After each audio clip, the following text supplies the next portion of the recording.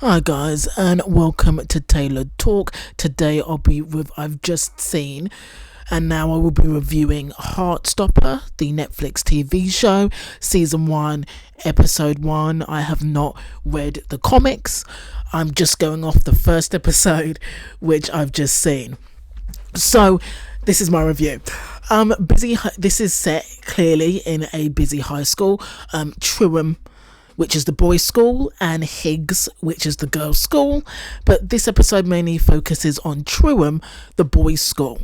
So in Truham High School, Charlie gets a text from a guy called Ben, and they arrange to meet only in the library, only for the mysterious Ben to change the time.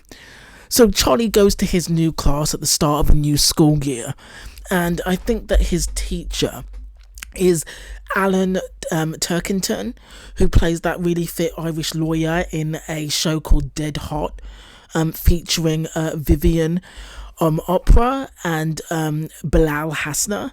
And it's this 6-part kind of crime thriller series. It's really good.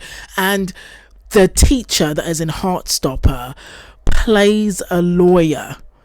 What's the lawyer's name?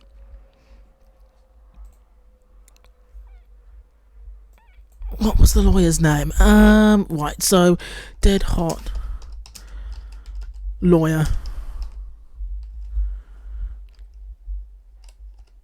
Timothy. That's what his name was. Okay, so he played Timothy. He looks like that guy. So Charlie is adorable when he first meets Nick. Nick is his seating partner. And for Charlie, it's crush at first sight. So Charlie finally meets Ben, the mysterious Ben, all alone in the library, I think. And Ben seems very charming, very sure of himself at first, and gives Charlie just a couple of kisses here and there. And, kind of says hurriedly, like, don't tell anybody, and then leaves. And I'm just like, is that it? That's all Charlie gets. He warns Charlie not to tell anyone, but I don't think Charlie would, because he's not that kind of person. So Ben is clearly straight acting, straight passing, clearly has an image that he wants to keep up at school, and he doesn't, and he's very much in the closet and doesn't want anybody to find out, and wants to also have his cake and eat it with Charlie. So throughout the day, throughout the weeks, Charlie and Nick keep bumping into each other, and Nick seems quite pleasant. He seems very nice. They laugh, they have fun together, as opposed to Ben, who treats Charlie like shit in public. It's weird, but it's nice hearing Charlie and his mates talk about transphobia. And Tao, he reminds me of the guy from the vampire from What We Do in the Shadows, the lead. What We Do in the Shadow, the film in the Shadows. If I could just get the film up. Viago. That's that right. Played by Taika Waititi. He plays Viago, who is like the head of the house. That's who Tayo reminds me of. Tayo is basically kind of the group leader. He's also a bit of a fusspot. He's also kind of the mother hen of Charlie's friendship group. And like with Isaac, I swear Isaac doesn't say a word in this episode. He's just there, but it'd be nice to hear him speak. But yeah, so Charlie, Ty and Tayo talk about the transphobia in Truham and how their friend Elle transitioned and had to go to Higgs because of the transphobia in Truham, and obviously Elle, as a girl, doesn't want to be at a boys' school, which is understandable. And it's very new to me, like hearing about students talk about transphobia, because you don't really see that on TV shows. I think it's unfair of Tao to immediately assume that Nick could be a bully just because the rugby player guys were bullies. It doesn't mean that Nick could be the same. I felt so sorry for Elle when her phone got taken away, and I thought that was a bit harsh because she's a new student, because she's got no friends yet, and she looked so lonely, and I felt so sorry for her, because in school we've all been in that position, and if unless you've already got friends at high school when you go to a new one. So Charlie goes to meet Ben in the library, but with a different energy, because he's really kind of having second thoughts about what they are. So Charlie is eating lunch alone in class, and his teacher is like, is everything okay? Are you being bullied again? And he's like, no. But he announces to this teacher that he's got a boyfriend, and then it's quite funny hearing him walk it back because he's so confused as to his status with Ben, and because Ben it just seems like a kiss with no benefits situation. My question is, how does Charlie know that this teacher is gay? This teacher is obviously his confidant, but is this teacher also gay, or is it just because the teacher has helped him out in the past and he feels like he can confide in this guy? So it's home time, and Charlie walks out, and he sees that his kissing partner, his kissing friend with benefits, Ben, clearly has a girlfriend and is kissing this girl by the gates, and I was really shocked. So the teacher was right. Charlie needs to talk to Ben and find out what's going on with Ben, what Ben is thinking, and where is this going.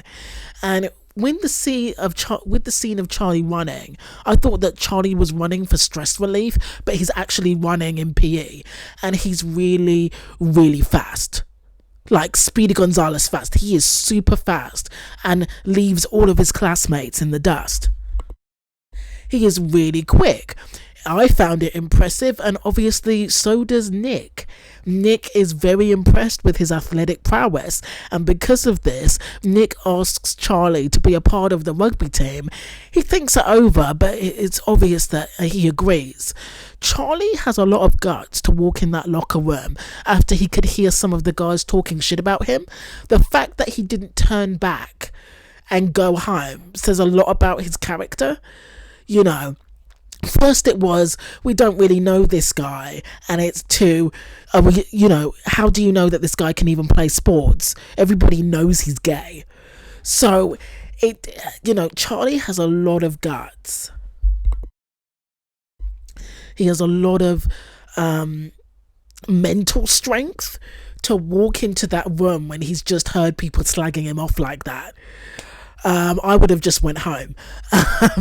So slowly but surely, I mean, they're cynical of him, but slowly but surely Charlie becomes better at rugby thanks to Nick's help, and he gets accepted into the team. And it's actually really nice watching him actually be successful, and the rugby team see him as one of their own, and it's a really lovely montage.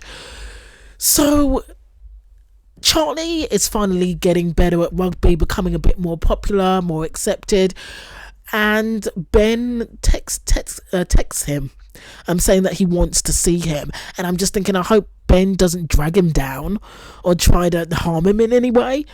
But it's an epic scene where Ben tries to just do what he's done in the past, just kiss and leave, and Charlie confronts Ben like his teacher advised. He confronts Ben for being selfish, for making him feel used, for treating him like shit in public. And, well, then Ben drops this bombshell of, it's not like anyone else is going to go out with you, is it? And that's one of the coldest lines in TV history, because my mouth dropped when he said that. So with all of this angst and with all of this angst, hurt, comfort, energy, Ben gets turned on, and he starts forcefully kissing Charlie, starts forcing himself on Charlie while trying to explain that he's staying in the closet, but Charlie should be able to understand. All this while he's forcefully kissing Charlie on the face. So Charlie doesn't want this, but Ben isn't listening. Nick saves the day and rips Ben off Charlie and tells him to piss off. Silently and in shock, Ben just gets himself together, stares them down, but walks away. And Nick is like, "Are you okay?" And I'm like, does he look okay, Nick? Does Charlie look okay? Ben has been really horrible and tried to force himself on him, and then his crush has come to the rescue. Does he look okay? He's not okay. So Charlie is very embarrassed. Nick comforts him with like this manly shoulder pat, which is quite funny, and they walk out of school together. Charlie goes to the bus stop. Nick is picked up by his mum. So at the bus stop, Charlie is agonising over what to send Nick in a text because tensions are so high, but he's got to say something because Charlie can't pretend that this hasn't happened. So Nick is getting picked up by his mum, who is Olivia Colman, and it's, I should look up how Olivia got involved with this project and like what this project means to her, because that would be interesting. So I'll take a look at that. So Nick gets picked up by Olivia Colman, and he's very distant, very quiet, until he gets a text, which is a very short and sweet thank you text from Charlie. And then I realised that this is, and judging from Nick's smile, this is not just a one-sided crush on Charlie's side. Okay guys, so notes that I made. I've never seen a transgendered student's journey on TV, so to see Elle's journey and how she's going to fit in at this new girls' school is going to be interesting. I don't like Ben, but I do feel really sorry for him because he's a shitty character, but I do believe that he genuinely does like Charlie. Because he's so closeted and so disgusted with himself, he's just showing it in the wrong way. But I do believe that his feelings for Charlie are genuine, despite the fact that he cheated, despite the fact that he's been stringing Charlie along. I do believe there's a part of him that does genuinely fancy and want to be with Charlie, if that makes sense. Joe Locke as Charlie was the MVP of this episode for me. He was absolutely amazing and captures teenage awkwardness and teenage daydreams and crushes and all that teenage behaviour perfectly, and I thought he was amazing. Okay guys, that's the end of the review. If you're still here, thank you for watching. Thanks for listening.